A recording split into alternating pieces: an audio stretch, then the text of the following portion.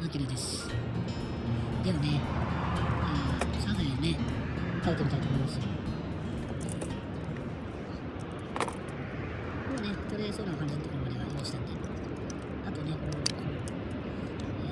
飛行力だけあったり、あれなかなかね、飛行に、ね、こうですね。これですか。なかなかね、出てきた。出てきましたよ。出てきました。出てきたかな。出てきましたね。よし。これちょっとね、着物から。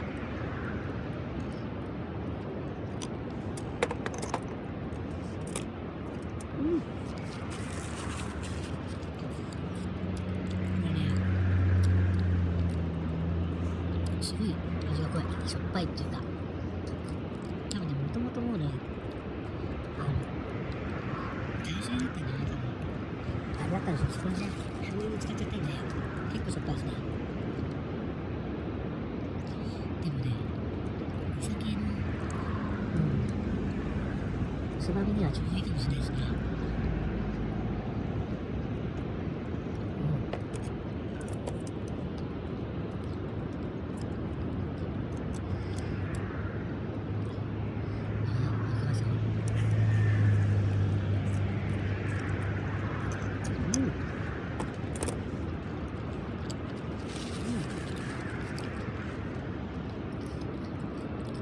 歯応えバッチリ。や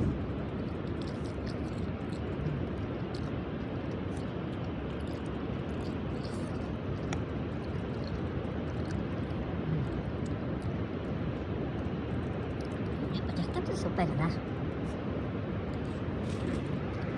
これ味付けがね、最高だったらこれ相当美味しいでしょうね、これね。歯応えもいいしね。や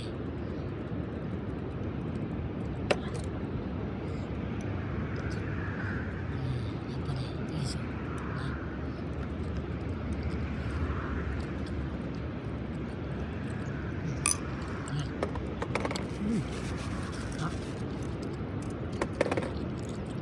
最後のところはね、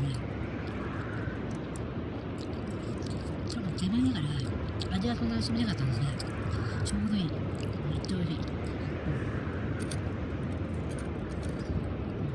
着すんじゃ